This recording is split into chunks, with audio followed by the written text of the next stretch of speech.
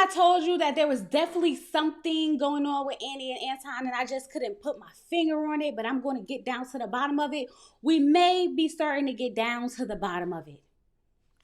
Hey y'all, it's Chloe and we're back with another video. Love is Blind, season 9, episode 8. Baby, it's time to meet the family.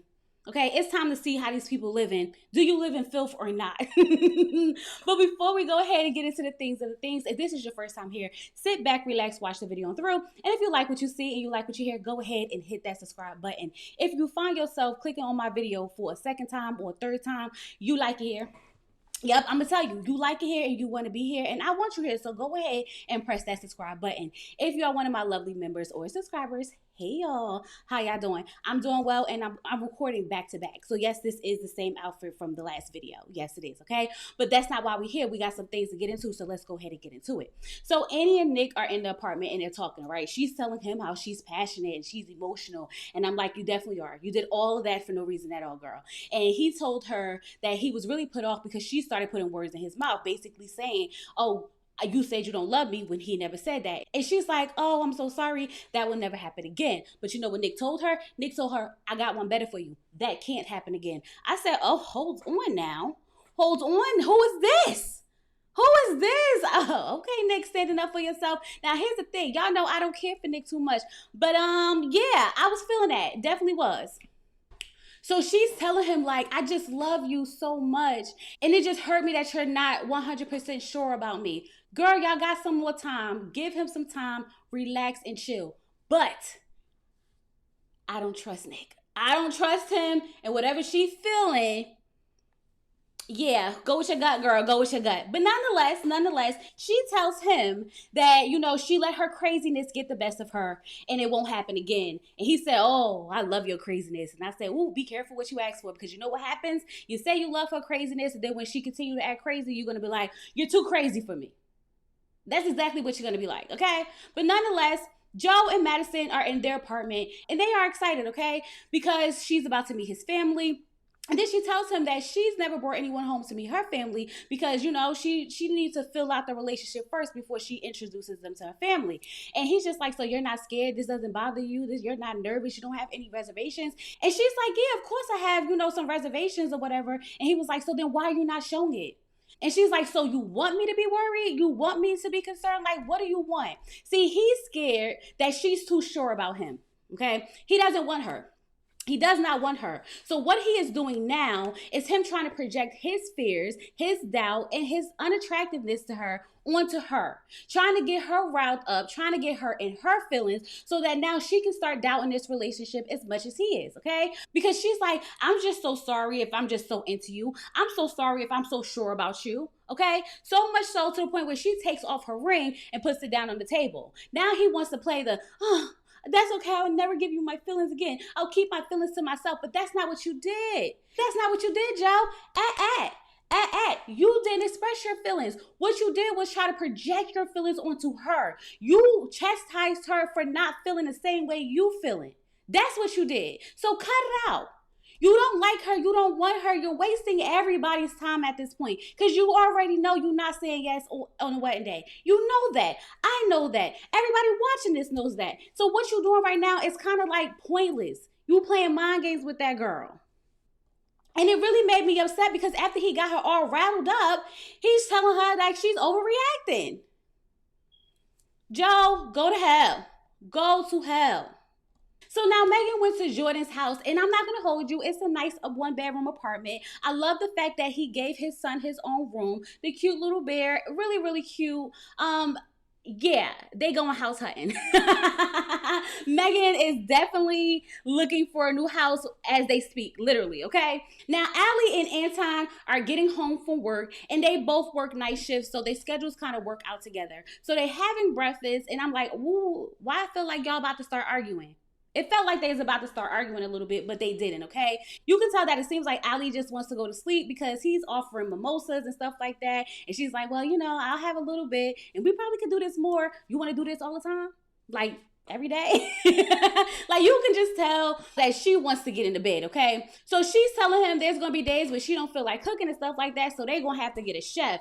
And he was like, shoot, a chef, I'm gonna have to work more hours. Instead of like 60, I'm gonna have to work like 100 hours. And she was like, that's a good answer. And I said, yeah, I love a man that say I'm gonna work more to give you what you want versus you better put your money up, okay? So I'm not mad at that at all, okay? But then she tells him that she's going back to school full time, and the last time she went to school, she was at home with her parents, okay? And her parents did everything for her, cook, clean, and everything else, so she didn't have anything to worry about. And cleaning is definitely not going to be a priority for her. Now I'm sitting here like, well, child, did you know all this was happening? And this is what I mean by I have questions with these two. Because is this something that they had discussed before? Did he even know that she was going back to school full time? Because I feel like everything we're learning about them, we know now. And he seems to be shocked by all of it just as much as us. So he's like, I mean, we can make it work. She was like, well, are you going to be able to support me in my Botox? And he's like, well, I don't know. We probably have to cut back on some things. Now they start talking about these bank accounts and whatnot. And she's telling him that, she wants separate accounts and he doesn't see a point in a separate account. I honestly feel like, yeah, you should have separate accounts, especially because y'all really don't know each other for real. Y'all can have a joint account and y'all can have separate accounts. And he wants to know why she wants a separate account. And I'm like, why would it bother you that she would have her own account and you would have your own account and y'all would have a joint account? But she tells him it's because she doesn't want him to know how much she spends on Botox. Well, girl, if you ain't got no job and he's going to be paying for it, then he's going to definitely know how much the Botox costs. And we never really got finished with the question. It's kind of like we just skipped to a whole nother conversation because now he's talking about going to get sweaters and getting them engraved and whatnot. And she don't want to do that at all. She was like, yeah, we can do that. You want to do corny stuff like that? And he's like, yeah, we could do it once in a blue moon. She's like, once in a lifetime. And I'm sitting here like, these two are not meshing. I don't care what you say. I don't care what you say. They sit there and they talk like, oh, they had this amazing connection, right? But every time they have conversations, it's like they never talked before. Like, you don't know that he's into like getting cute, corny, matching sweaters and stuff like that. Like, you don't know that she going back to school full time and that you going to have to support her. I feel like these probably some of them conversations y'all should have been having in the pods. I'm just saying, okay? But this whole conversation between them is very, very weird. She's telling him that she feels like something is off, like something's on his mind and he's not saying it. And I'm sitting here like, I'm thinking that with both of y'all. I do not see the chemistry between these two. I know they were the first couple to get engaged. I know that they had this amazing connection, supposedly, because we never saw it. But sitting here looking at them interact with each other, I still don't see it at all. So now Edmund and KB are making breakfast and his mom is coming over, okay? Okay, let's talk about mom. Mom is very soft-spoken, very calm, okay? She comes in, she tells KB she has some questions for her. She asks her, why did you pick my son? Like, what coconut fell out the tree, hit you upside your head, and you picked my son? And I was like, well, damn, tell us how you really feel about your son for real. That you think she got to be crazy to want to be with him. Low key, you might have to be. But nonetheless, she said that when they first started talking, he just opened up to her and she fell in love with his vulnerability. She talked about her job and how she's a traveling social worker. And I'm like, exactly. You want to fix him. I said this in the very first review that KB wants to fix Edmund. She feels like she's his savior. She's going to come in and save him. And with that being said, she's going to end up playing a mother role. But no, she can't even do that too much because he wants to have a tantrum if she don't give up the kitty cat. See, it's one thing to want to fix up somebody and, be gentle with them and kind to them. And then there's another thing to try to be all that to somebody who sits there and tell you that you should have sex with them because you had sex with somebody else. Now the lines are getting blurry, right, KB? Right, okay? So his mom is just so happy that he found someone that he can open up to and feel safe with. Because she said that she tries to get information out of him all the time and he never wants to talk about it and he never wants to go there. But his mother is really liking KB, right? So much so that she wants to give her beads that she gives to all her daughter-in-law. And Edmund's going to put the beads on her, show her how to put them on. So that could be a special, intimate moment between them two, right? Edmund praying over the food was really nice. This whole moment was sweet, okay? But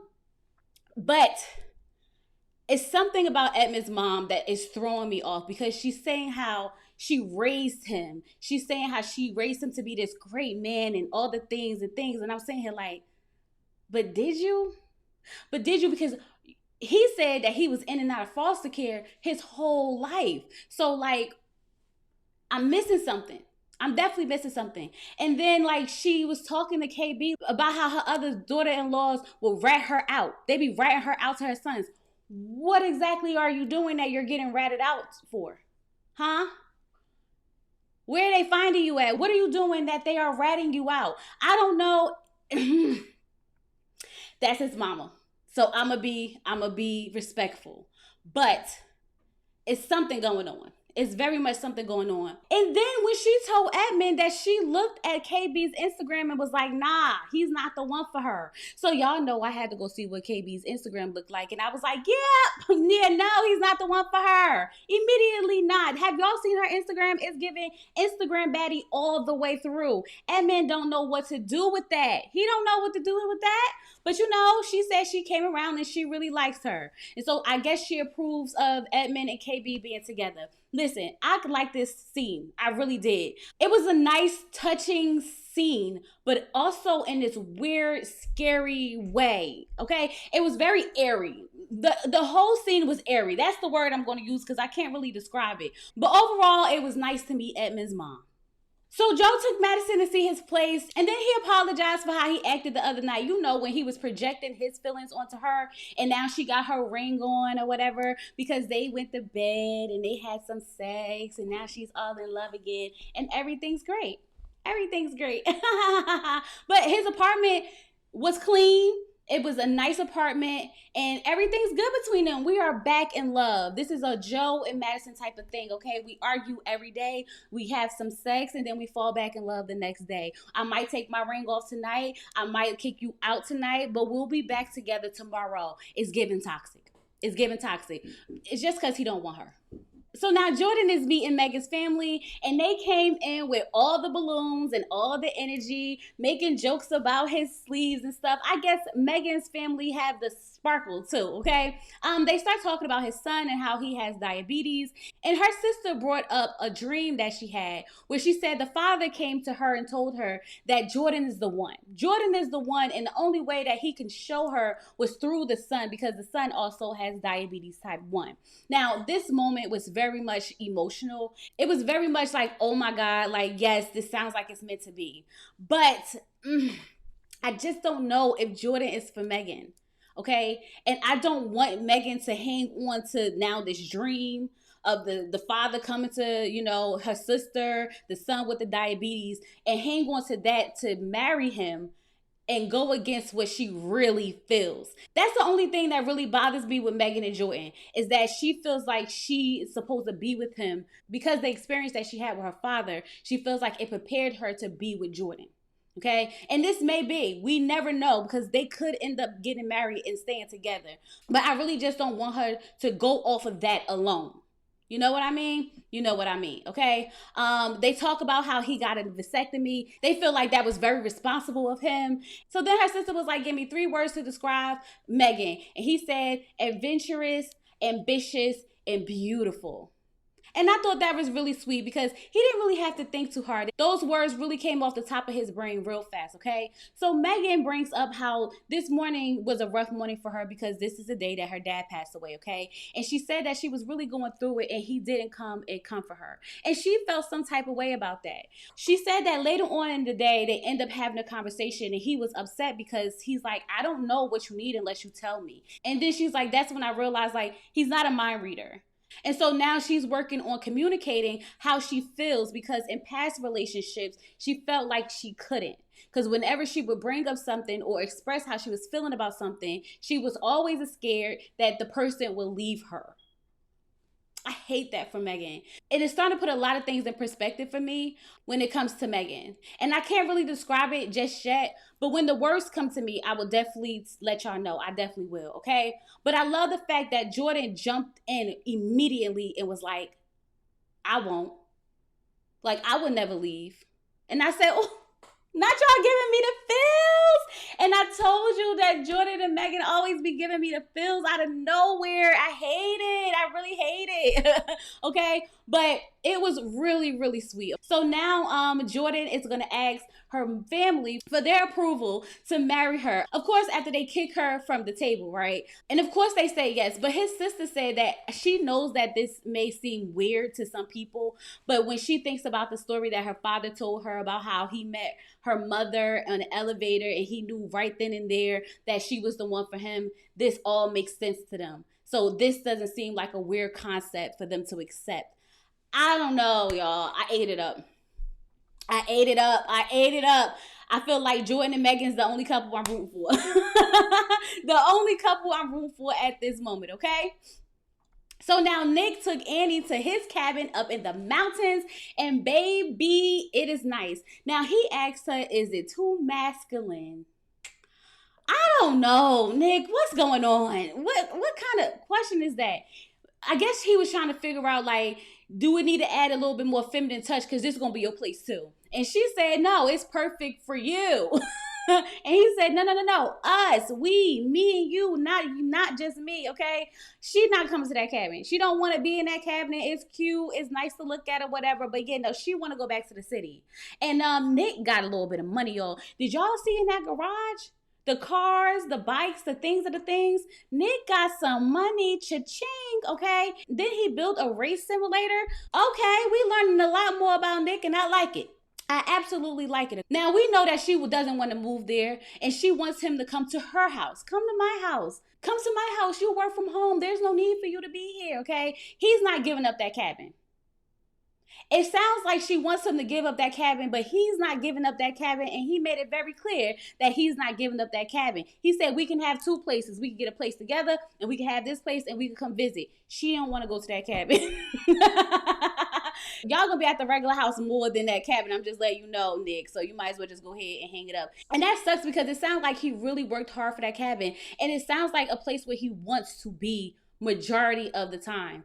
But I guess you got to make sacrifices, right?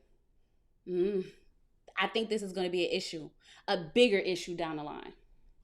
So now Madison is meeting Joe's family, and she's nervous because she just wants them to like her. As they were sitting down, they was talking about, what attracted them to each other and how was the reveal. And she said when she saw him, his eyes was just so big, like this, like, wow. And I said, girl, that man was like, what in the world did I just do? He's talking about something. I was just trying to process it. Yeah, you was trying to process her larger physique, right? Right. Okay. But anyway, Madison is just such a sweet girl. She really is such a sweet girl. Talking to the family, like her energy just shined, okay? Even Joe was like, damn, this just reminded me why I fell in love with her. This just reminded me why I liked her. And I'm like, Joe, you want to mess up a good thing. Outside of Madison freaking out because you got too drunk or whatever, Madison is really a sweet girl, and I think she really means well. And I want her to be with someone who's all into her, especially because of her eye condition. Because God forbid she does lose her vision. If that man is not 10 toes down for her, he will leave her high and dry. High and dry. So I'd rather him just be honest and step away now then drag her along. So Anton took Allie to meet his friends. No. Paul, stop, because this is Love is Blind. You're getting married. Where's your family? Where's your family? That already stood out to me because, see, it's something going on with these two. It's something going on with these two, okay? But his friend is telling them how him and his girlfriend moved in together after their first date and they've been together for 4 months and everything's going great and things of that nature, okay? And I'm just sitting here like, nah, I'm not buying this. I'm not buying this at all. So when Allie and the girlfriend go to the bathroom, right? They in the bathroom and the girlfriend is telling it all, okay? She's telling Allie how he was a partier. He was outside getting drunk and living his best life, going to the strip clubs and all the things of the things. And Allie's like, this is not the Anton I know. The way Anton expressed all this is like Joe was that person. And she was like, I'm sure he changed now. I'm sure he changed now. And she's like, yeah, but this was just like 4 months ago. Literally like 4 months ago. And I'm like, it didn't change, because if she's still having problems with the strip clubs, I'm sure she will too. Now Allie is starting to question everything. And I feel like that man's been lying to her. And I can't prove it because we didn't see their conversations. But something about Anton is off. Even his best friend said, I was like, damn, I give you 2 weeks and I just knew you was gonna be like, nah, this ain't working. Has it really been 2 weeks yet? Has it really been 2 weeks yet? Let me know when it's 2 weeks, okay? Let me know. But yeah, she gets to the table and she's telling him, like, oh, baby, we gotta talk. We gotta talk about some things. And he's like, what? And she's like, no, we're not gonna talk about it right now. And I'm like, Allie, why would you go back to the table and bring it up right then and then not say anything about it? Oh, it's about to go down. It's about to go down. Something about Anton ain't right. And I think Allie is picking up on something, very much something, which is why she seems so reserved and pulled back when it comes to him. That's why I've been trying to find this chemistry, but I'm not getting it. And I think that's why she keeps telling him, close your eyes when you kiss me, close your eyes when you kiss me, because there's no passion. There's nothing there. Anton, I don't know what game you playing, but I'm hip to you and I'm on to you. And y'all, that was Love is Blind episode 8. Baby, whew, now I gotta go watch episode 9 so I can get this review done for y'all. I really hope y'all enjoyed this review. Get down in the comments and let me know what y'all think about everything that happened so far. Go ahead, like the video, hype the video up, okay? You get 3 likes a week, so use 1 on me. And don't forget to subscribe to the channel, because what? You like it here and I want you here. And with all that being said, I'll talk to you guys later. Peace.